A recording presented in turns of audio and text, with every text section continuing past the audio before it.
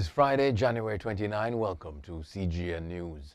Regional governments have been asked to help cover the cost of severance entitlements of over 70 million EC dollars to former employees of regional carrier LIAT.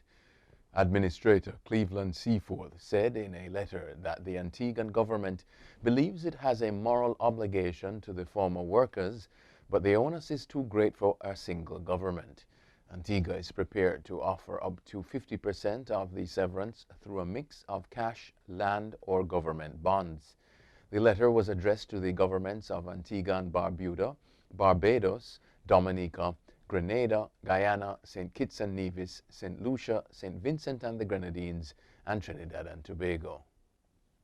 The U.S. Centers for Disease Control, the CDC, plans to move the Bahamas from a Level 4 travel health notice to the less serious Level 3 based on lower COVID-19 cases recorded in recent weeks.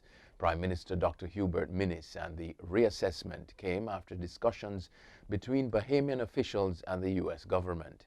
Minnis made the statement as he opened debate on a resolution to extend the state of emergency to May 23. He also suggested that the emergency order was an important factor in the CDC's decision. The Bahamas has been under a Level 4 health notice since December 2. The government of British Virgin Islands says it is prepared to offer assistance to St. Vincent and the Grenadines as officials continue to monitor the activity of the La Soufriere volcano. The Caribbean Disaster Emergency Management Agency says the volcano continues to exude magma and steam, and residents are warned to brace for strong sulfuric smells. Deputy Premier Dr. Natalio Wheatley said St. Vincent and the Grenadines hasn't called on the territory for assistance, but both countries have a strong relationship. Wheatley did not state whether the territory would be willing to temporarily house residents of St. Vincent if evacuation orders are issued. A fifth victim, wounded in a series of attacks on 6 homeless men in Jamaica, has died. On Monday, Jamaicans woke up to the gruesome scenes stretching from the shopping strip of Halfway Tree to downtown Kingston and further west near Bumper Hall. Head of the Police Information Unit, SSP Stephanie Lindsay, said the fifth man, who was shot in his head, was picked up along Derrymore Road. The others had been chopped. A sixth victim remains hospitalized. Meanwhile, 2 of the deceased men have been identified. They are 61-year-old Donald Jr. Atkins and Hugh Andrew Wellington. A suspect, who is believed to be a deportee, has since been taken into custody. The coronavirus crisis cost the global tourism sector $1.3 trillion in lost revenue in 2020, the United Nations said yesterday, calling it the worst year in tourism history.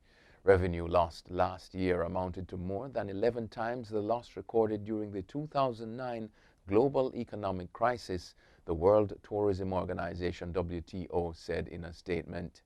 International tourist arrivals fell off by 1 billion, or 74% in 2020, with Asia seeing the steepest decline, it added.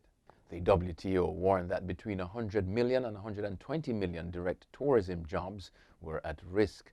The organization said experts do not see a return to pre-pandemic levels of tourism activity before 2023.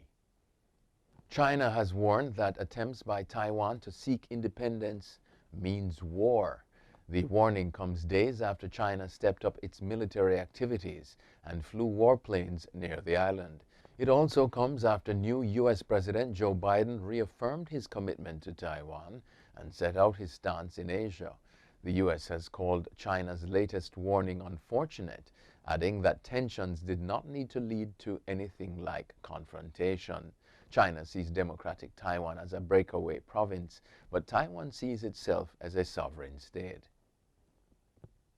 A Dutch court has ordered the Nigerian subsidiary of Shell to pay compensation over oil spills in Nigeria's Niger Delta, a ruling which could pave the way for more cases against the multinational oil firm. The Court of Appeal in The Hague on Friday ruled that the company must issue payouts to 4 Nigerian farmers seeking compensation from the company over pollution caused by leaking oil pipelines. The case was brought in 2008 by the farmers and the Friends of the Earth campaign group, seeking reparations for lost income from contaminated land and waterways in the Niger Delta region, the heart of the Nigerian oil industry. The amount of compensation will be established at a later date.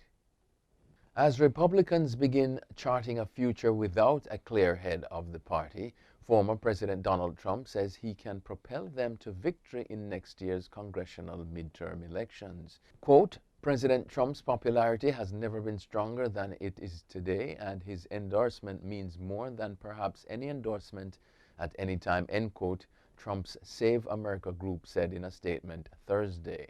House Minority Leader Kevin McCarthy, who met with Trump, declared the party, quote, united and ready to win. Trump's surprise meeting with McCarthy is the latest sharp turn from the minority leader, who is publicly wrestling with how to operate in a post-Trump environment.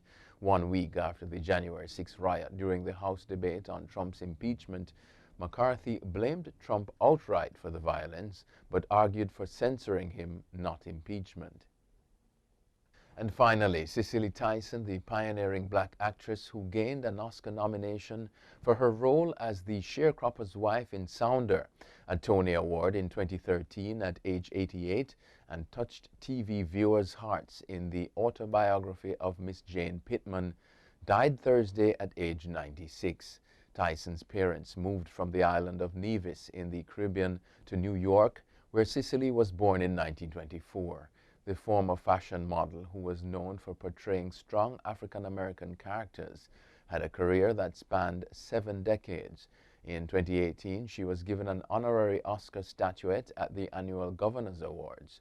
Quote, I grew up in an area that was called the slums at the time. I still cannot imagine that I have met with presidents, kings, and queens, end quote, she said at the gala.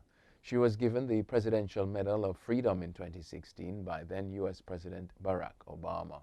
Broadway and Hollywood remembered Cicely Tyson as a queen, a trailblazer, a consummate pro, and all class. That's it for CGN News. I'm Scott Wilson. Thanks for watching.